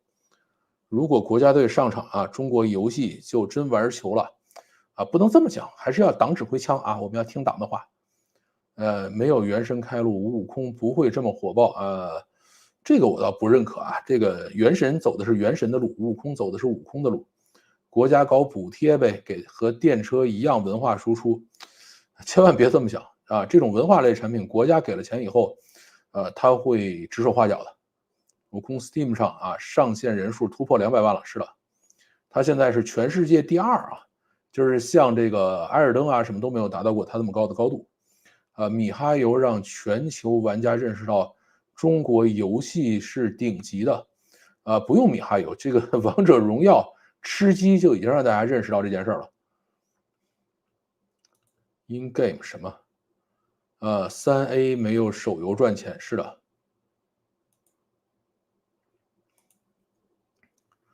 最高峰值啊，这是最高峰值。留言38万条，其中36万条是中文。这个我觉得大家不用去研究这件事了，就是中国人更爱玩这个事情，或者更能看懂这个事是正常的。黑神话是小概率事件，难以复刻，是这样，但是总有人觉得自己行。第一次在国内听老范啊，感谢啊，成都一大堆扛着电脑到处找便宜办公室的单机游戏工作室，成都有一些。讲白了，这个跟我党相关的我们就不说了啊。台湾只是小成本做周处除3害，为何中国有热度？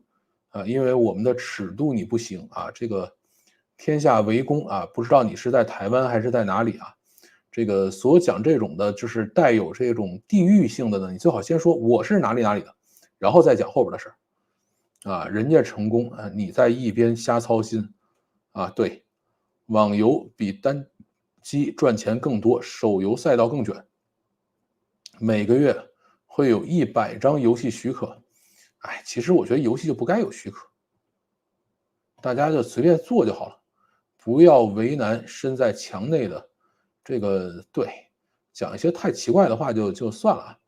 穷鬼啊，这个人到底想表达什么啊？神奇的逻辑，看不得黑神话好这倒没有啊。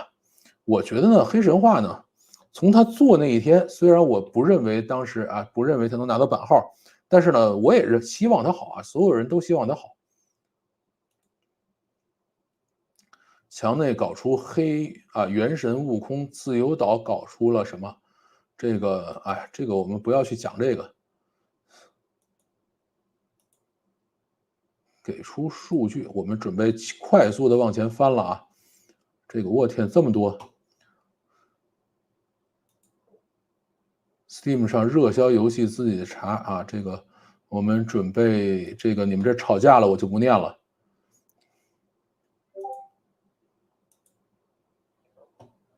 来晚了，第一次这个欢迎。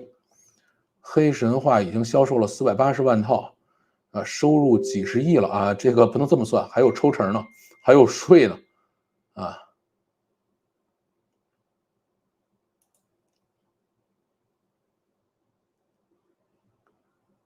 不能拿一个14亿人口的和2、3千万比14亿可以遍地开花，2、3千万人口的只要做1、2个方面就能全民致富了其实台湾人也尝试过做这种大游戏都做早期的咱们在国内玩的很多游戏也是台湾做的，后来只是他们把游戏研发团队挪到国内来了而已现在其实国内有一些游戏团队后面也是台湾老板我并不觉得这2个地方一定要把它分开看。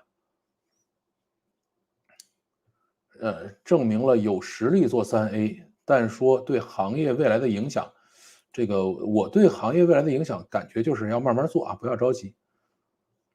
在准备北极星黎明任务的资料呢好吧。不就是个游戏吗？爱国主义政治课别在这里上。这个我觉得也是，游戏呢好玩就行，就跟郭德纲讲的似的说相声首先要好笑其他的不重要。很喜欢听游戏产业的相关故事，感谢分享啊。好啊，也希望我能够讲一点跟别人不一样的东西。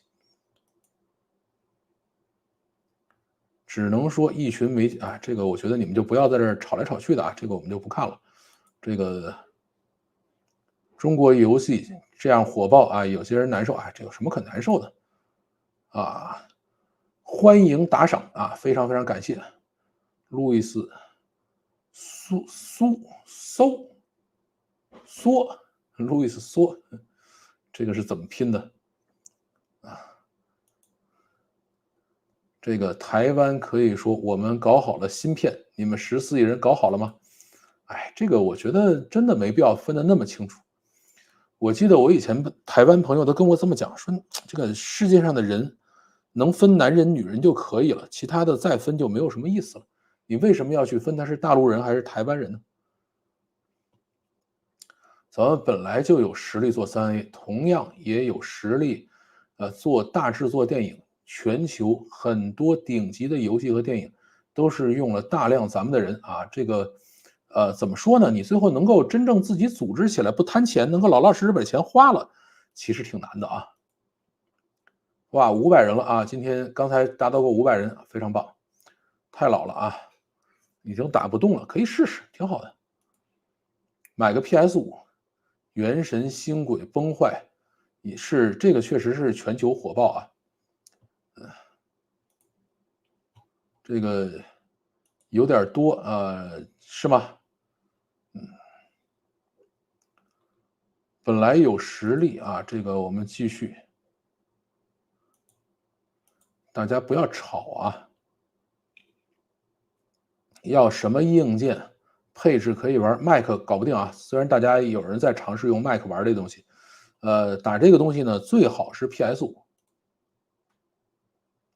怀念当年手拿屠龙古玉的时代，把游戏号给网吧20块钱，帮我挂机一晚上，好吧，这个也是有这个时代啊。出租屋女孩啊，那也没什么好聊的。恭喜小范考上北科大。哎呀，我们的这个观众里就没有北科大的老师嘛？我现在还想给小范找个这个老师呢，然后我们好到北科大去蹭个饭，什么聊个天啥的。自从腾讯收了部落冲突以后，就各种想法赚钱的操作。其实部落冲突腾讯管的并不多，只是腾讯收完了以后，这个工作室就再也没做出过什么新东西来。来晚了啊，趁着还没走光啊，留祝福。没走光，还一故事呢。我现在，但我估计今天另外一个故事讲不了了啊，那个故事我们明天再讲吧。说实在的，游戏画面确实非常好，音乐也不错，一些转场也有创意，但是游戏性，它有些细节还是不够完美吧？我觉得这个是有进步空间的，这个我还是要承认的啊。人生不就是一场游戏？哇，这个太高了啊！黑哪吒啥时候出来啊？出租屋，哎，这个现在出租屋这个事儿呢，又有人说这个不是211啊，就是个普通大学，所以现在我已经对这个事儿懒得折腾了。问道没玩过，没有完美的游戏，玩的人多啊，卖的多就好了。但是怎么说呢？游戏还是要能够很好的表达这个创作者的意志啊。它实际上就跟电影一样，就是我们看电影，就是我们看到了导演、制片想让我们看到的东西，啊，如果你没有看到这个事儿，肯定是失败的。游戏呢，其实也是这样的。最典型的服务型游戏厂商是 EA，EA 其实跟国内这比起来还是有差距啊。朋友的 PS5上都卡没有啊？我这挺好的，我这 PS5玩的挺好的，没错啊。但是只有受得起批评才能进步。我觉得批评呢，还是要找善意的，或者说有建设性的批评，对吧？像这个冯骥也在讲说，哎，有批评了以后，啊，他会专门找客服团队把所有的批评拿出来，啊，进行过滤，然后把那种上来胡说八道上来就骂的，啊，没有任何建设性的都删掉，啊，留下了几十条有建设性的意见，然后跟整个团队一起一条条看，对吧？这个就是他们进步的方式。我觉得黑神话最大的好处是证明做3A 这条路跑得通，这样就会有投资进来，利好游戏行业。对，就是可以有更多的钱被花掉呗。这一波游戏热对整体的游戏产业发展有什么比较明显的影响吗？其实影响就是更多的钱会被浪费啊，没有什么其他的大影响。因为这种游戏其实是抄不来的，对吧？就跟从我印象里是从2019年、2020年就开始有了，2018年、2019年就大量的公司组建团队去做原神，到现在你看到过有谁做出来吗？我发现做原神比做 SLG 贵多了，所以说即使你再讨厌腾讯，国内游戏也还躲不开企鹅的阴影。是的，上年纪了，一年一款游戏也玩不完，玩一半就萎了啊！这个去年塞尔达王国之泪还没通关，明天准备下黑猴啊，黑猴还是值得去折腾一下的。今晚长见识了啊，学了啥了这个我还好点啊，王类我3刷了啊，我王国之泪最后没救公主，其他实际上都已经通了。1000万销售对于单机绝对是大数字，是的，1000万肯定是大概是前10名吧，还是前20名是过1000万的，我记得是。宫崎老贼的《只狼》讲的日本武士道，我就看得进去，其他的但是《只狼》我看得进去，像法环我就看不进去。国内是模式创新把非法的博彩、互联网思维、游戏形式变现这个其实也不能这么讲，其实大家都想干这个事儿前些年出海中东的做类似传奇收割，这个其实不是这样，他们去那边做的那个游戏，应该是我记得是福建那边人做的，然后做的游戏呢不是类似传奇，他们做的是 SLG 他们叫苏丹的复仇，当时最著名的游戏叫苏丹的复仇，就是纯纯的 SLG。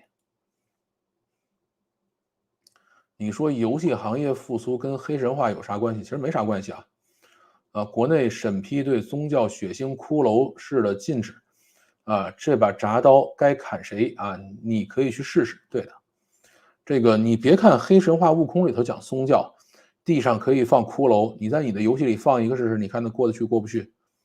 对吧？腾讯做和平精英，最后都得把这个死掉了以后要立地交合这个没法弄。汇总所有游戏的评测这个汇总后80分老头环95，巫师93，对，它还是有瑕疵的这个我们要承认。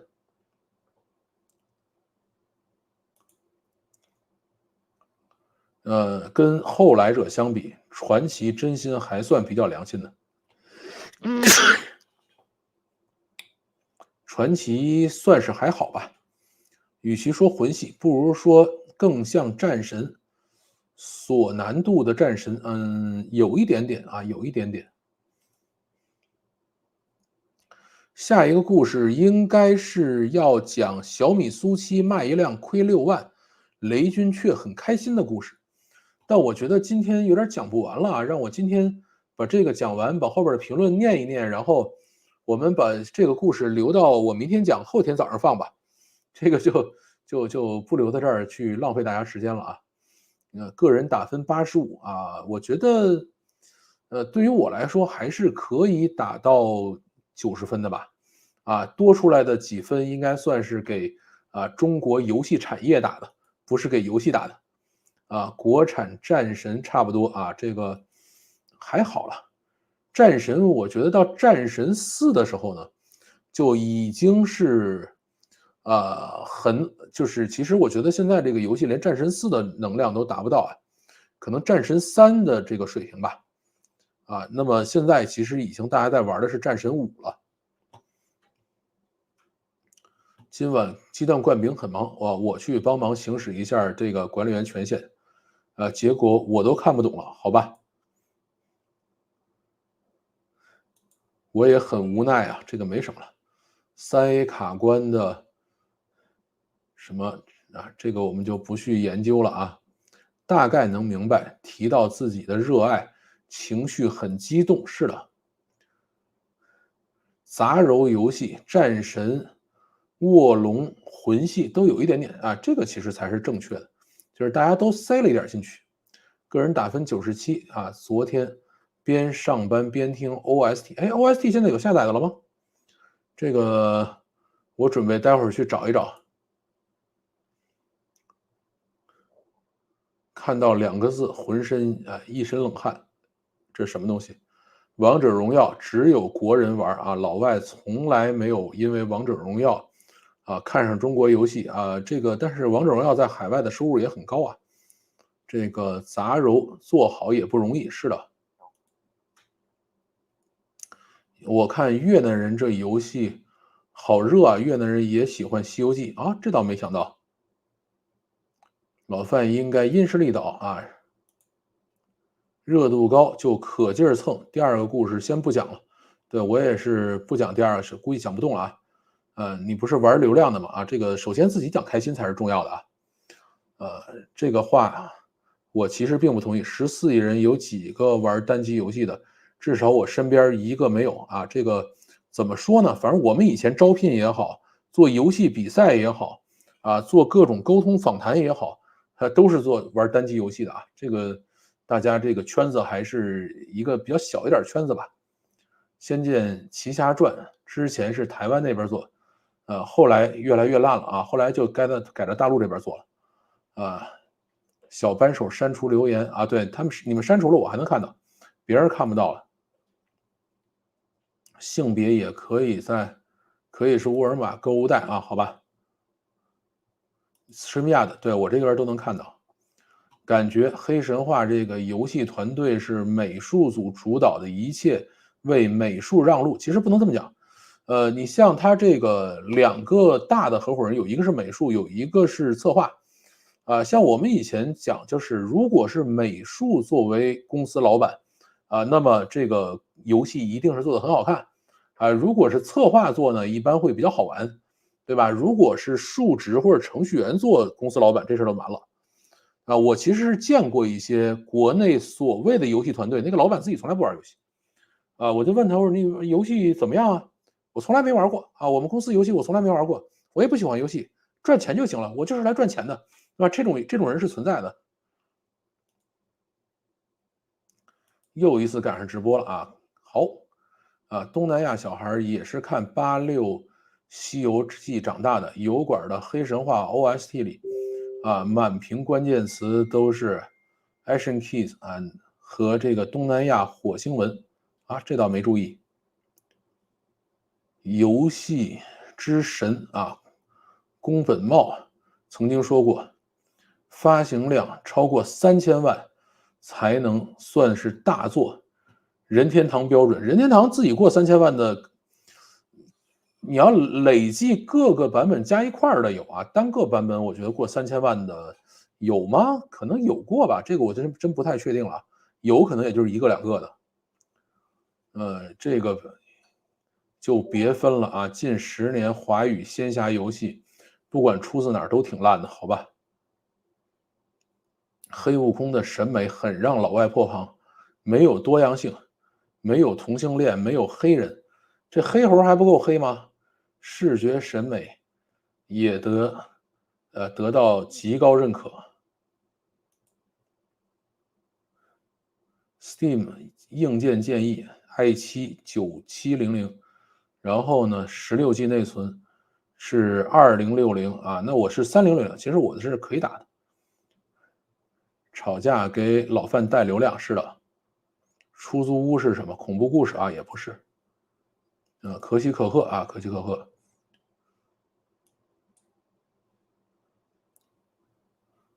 也不叫迷恋公务员了，其实自古以来说，为了考秀才，为了考状元，对吧？饿死全家的人都有，这个其实哪个时代都有了。估计明天几点开播第一次看直播，我一般是每周3晚上8点，每周5晚上8点有直播，然后礼拜天有可能直播，完全是个人选择的事情。是的，买了黑神话悟空这点钱，所以中年大叔不算什么就当做捐款了。还是可以打一打的，为什么买了就不玩呢？我小时候玩过，但没钱充值，偶尔玩玩而已。你牛的装备要氪金，不然玩不起啊。这个好吧，啊，问道哈。今年好像大作不多，年度游戏感觉有戏，这个还是挺难的啊。因为呢，这个有些奖项就 TGA 不算啊，TGA 我印象里应该是这个一帮专家评的。如果专家评奖的话，黑神话悟空应该是评不上的。如果是大家靠一人一票评奖的话，黑神话是有戏的，因为毕竟咱们人多钱多嘛，对吧？这个事儿是没毛病的。TGA 里头有一项奖是最受玩家欢迎奖，那个我估计我们应该能得。你像现在 TGA 里头，每年的原神都能得奖啊，就是叫最佳手游奖啊，他都能得，但是其他的他是得不了的。买了黑神话悟空，对于我这个中年大叔不算什么啊，但是你像我这中年大叔不也在那打的吗？2000年的时候，我真理解不了一堆人为什么会在这个网吧里打传奇。现在其实，传奇到2000年确实画质算比较烂的了，也算儿时记忆吧。有几个国产游戏厂商下决心用5、6年做一个游戏，这个真的挺难的。要结束了吗？啊，差不多了，今天就一个故事。PS5游戏效果不好啊，这个没有啊，我这儿就觉得挺好的。感觉年度游戏不太乐观，对，评委是这个什么的啊，评委还是要客观的。中国式辟谣啊，那我们就不研究了。黑神话的黑悟空的音乐编曲很棒啊，把本来认为很土的音乐元素排得非常出彩，但是原声音乐录音的品质一般，音部没有很好的平衡和品质。这个也许现在有钱了，他们就可以重新做一下。看不进去法环的故事，主要是觉得法环英文念起来，很难读，很棒读吧？没有啊，这个法环关键是太乱。这个传奇很经典，是的。黑神话给国内游戏最大带头作用就是，给国人普及了 Steam 啊，这个好吧，普及完了以后把它封掉。战神是2018年上市，2023年还有一版战神啊，2018年是战神4，现在我们打的是战神5。何必啊？做的第一个3A 游戏，何必非要竞争什么奖项呢？这个总是人心不足蛇吞象吧。雷军号称北京现金王，卖一辆亏一辆，看谁能卷到最后。是的，本来想讲这个故事，但是实在有点来不及了啊！战神4我都玩不下去了。我是战神4打通关了啊，战神5打了一半，现在游戏机每天被我儿子拿着前几天打法环打通关了，这几天在打黑神话。别买小米的产品啊，这个我很喜欢小米的产品，我们家是小米全家桶，除了手机，买了个 Xbox，开了几次机就放那儿了，还是要买 PS5。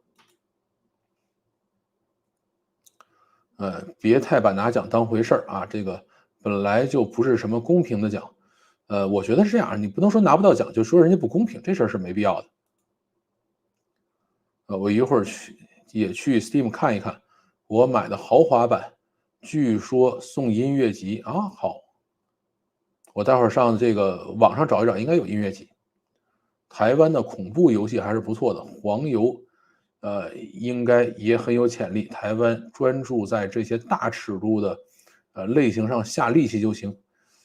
台湾其实有一个很大的问题，台湾的问题是什么呢？就是你如果不以大陆为市场的话，它是卖不了多少。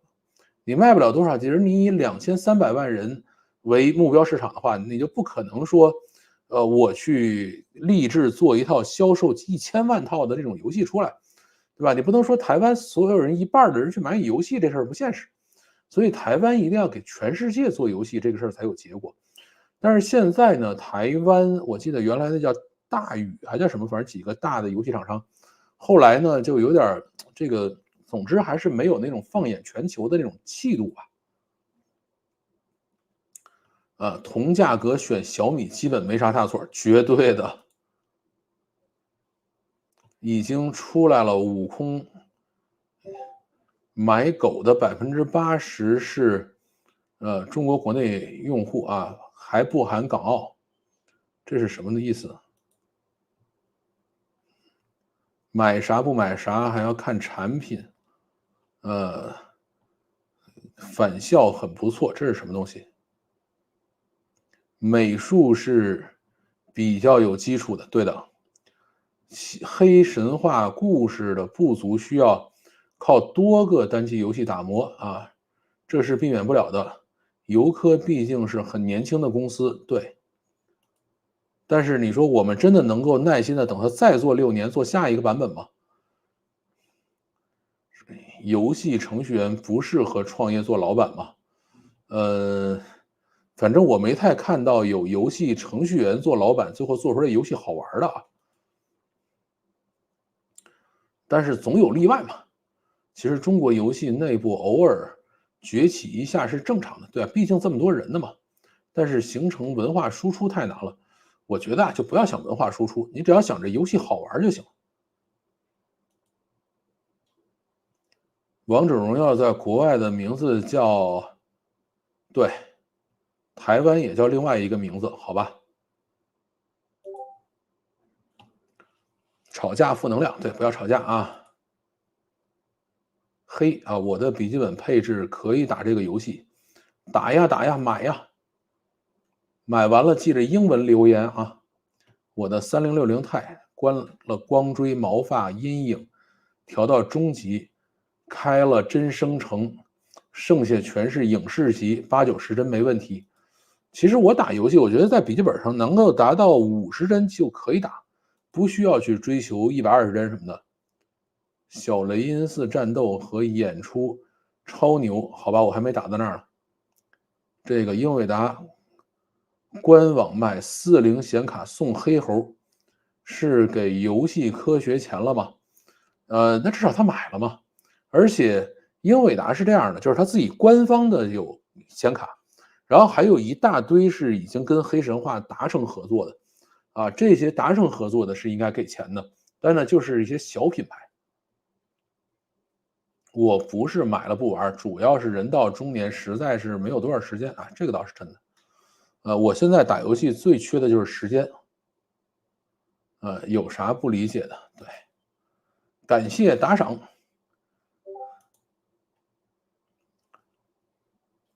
进来半个小时就接受，这个得看重播了。是的，我也打不动了啊，但是孩子喜欢，就算主要买给孩子吧，自己也想试试啊。其实它不算晕 3D，我也晕 3D，但是这个游戏还好。我是晕 3D，第一人称会晕啊，只要不是第一人称都没什么事儿。我了解 NVIDIA 团队，也是第2个预告片中团队驻场开发。是的，Unreal Engine 在这个 M3上能玩吗？这个你如果玩 Unreal 的话，最好还是去买一块英伟达的显卡，找个 Windows 玩。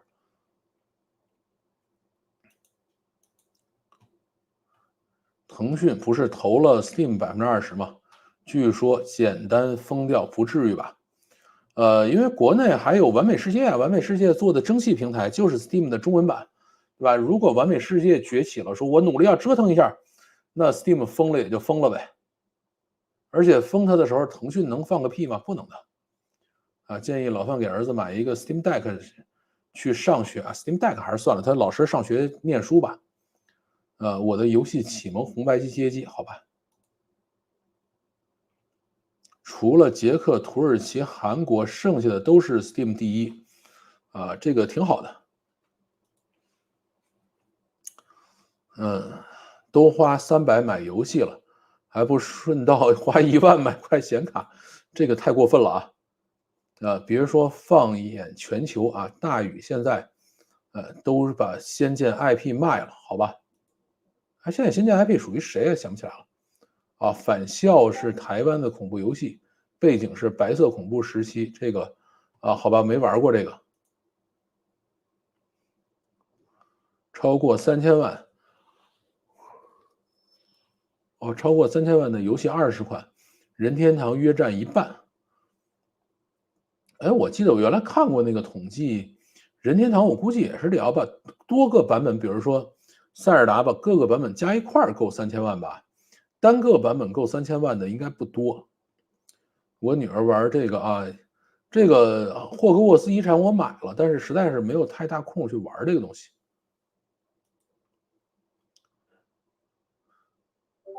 你不会是想说台湾的3A 打鬼游戏吧？啊，这算是没玩过啊。3000万的标准是，《暗黑破坏神3》，刚好3000万，好吧？iPad 的老大不就是写程序出身的吗？呃，少啊，非常少。前2年看过，动作游戏还是需要一个帧数高一些啊。其实还好，你根本反应不过来。这个程序员做游戏，玩家建议做好键盘操作。程序员老板说：“我做的游戏就是这样，只能用手柄。”哎，其实没有了，程序员其实还是蛮喜欢用键盘的。其实根本不需要文化输出，只要自己好好做人。对，其实就是这样。你越想着输出，你这个就越出不去。游客其实并不年轻，啊，这2个都是将近20年的游戏从业者。是的，这个游戏我也可以，啊，但是2077，那种撞色的3D，我就晕了。2077是，第一人称啊，所有第一人称的我都晕，啊，黑神话悟空万岁，感谢。游戏小白玩这个游戏要玩到感觉，呃，多少个小时啊？这个我估计撑死了100-200小时啊，不会1000小时的。你像我玩塞尔达，基本上大概是100多个小时到200小时左右。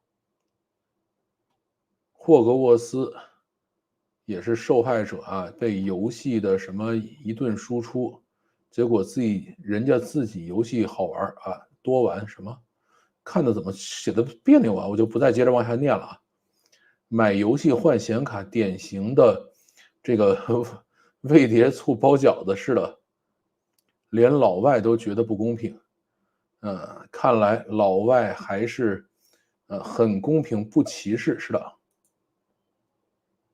文化输出还需要学日本，用别人熟知的文化加上自己的元素，自然会吸引人来研究自己的文化。其实黑神话也是这样的一个游戏，就是传统的中国游戏里的英雄都是正英雄，而黑神话呢是赶上最近漫威的很多新的电影，所以做的是反英雄，就是英雄是反社会的，啊，反体制的，啊，做这样的一个东西。所以呢，现在老外也很喜欢，就是有一些人喜欢吧，啊，而且做的这个形象大胡子呀什么这个，啊，也比较的有一定特色吧，啊，肯定还是有人玩的。1000小时是文明6啊，文明6绝对1000小时，就是每一次打开至少是大概30-40小时一次，啊，然后我们就尽量不要再打开，再打开可能又30-40小时就不见了。可以给2077打个第三人称 mode 啊，但是它还是不行，我还是等他们官方出吧。现在所有第一人称的游戏我都不打，你比如说像前面育碧出的那个，潘多拉星球啊，那个阿凡达，那就是第一人称的，我那个连买都不会买，啊，主要是做程序员和自己创业需要的这个不一样，不是说程序员创业不了啊，这个其实是这样，就很多程序员开始创业做游戏以后呢，他们就不再写游戏了，就是他们首先是游戏迷，然后成为程序员了，然后再去创业写游戏。日本的文化输出厉害之处就是没觉得他在输出，而是在分享自己的文化，不让人反感。现在日本拉面在欧美到处都是，其实日本拉面是中华面，我很喜欢日本拉面，而且我印象里，在美国吃的大部分的日餐馆都是中国人开的。我在文明1上肯定是超过1000小时了。哎，对了，明年有文明的下一个版本，应该是现在是文明几来着？反正明年是换啊。NV 经常搞买显卡送游戏的活动啊，我记得3070 钛送的是战地2042，好吧。难度很高啊，我玩着累啊，这个确实稍微有些累。虐杀原型实在是有点费劲。2077是个好游戏，对我也是晕啊。我最近打穿的游戏前面是战神4打穿了，然后呢，塞尔达我是打穿了，包括塞尔达的一些这种是叫割草游戏我都打穿了。然后呢，这个叫做什么星球大战失落的绝地武士团、星球大战幸存者这2个游戏我打穿了啊。然后芬尼斯的传说我打穿了啊，这是我最近打穿过的一些游戏。然后剩下都是这个叫即时战略了啊。关键是人家日本没想着文化输出，对。别老想着文化输出，我们做好自己就行了。住在北京一个美国人叫曹操啊，对，这个我是看过他那个的，喜欢大胡子就是看他那儿说的。你说的老外也分什么老外不是啊？我说的老外是普通老外玩家。哎呀，这个事情呢，其实都是我们认识的或者见过的老外，对吧？这个都不具备代表性，或者都是有片面性的。日本拉面我其实一般啊，我其实很喜欢日本拉面啊。程序员是工程师思维，游戏策划主要是让游戏用户对游戏成瘾。其实不是啊，游戏策划还是要能讲故事，能把故事讲好，这件事挺难的。文明7已经开始预购了，豪华版可以提前5天开始玩啊，我不需要豪华版，我也不需要预购，我就等着到那时候玩就行了。而且文明我应该会买 Steam 版本。日本拉面汤太咸，你可以要求少盐啊。NV 显卡买显卡送游戏，我们办公室最近有个人买电脑送的育碧的《刺客信条》，好吧。欧洲也基本上都是中国人开的啊，这欧洲的日本餐馆哈。我在法国吃过一次日餐，也是中国人开的。我还记得有一个哥们儿跑去法国说，哎，为什么日本餐馆都是中国人开的？说一开始呢，日本人开了一堆，然后中国人发现日餐馆比较挣钱，然后都去开，然后开完了以后呢，中国人就开始疯狂的改人家的日餐啊，做各种创新日餐，然后日本人觉得不行，这个我要坚持正宗，结果在竞争的过程中呢，就没有竞争过中国人，最后被中国人都给挤得倒闭了。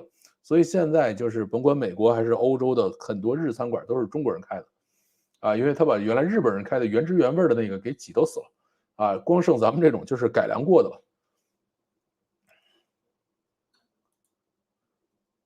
文明不急买新，对，这个倒不一定了，反正文明我是肯定会买了。第一次赶上直播啊，欢迎。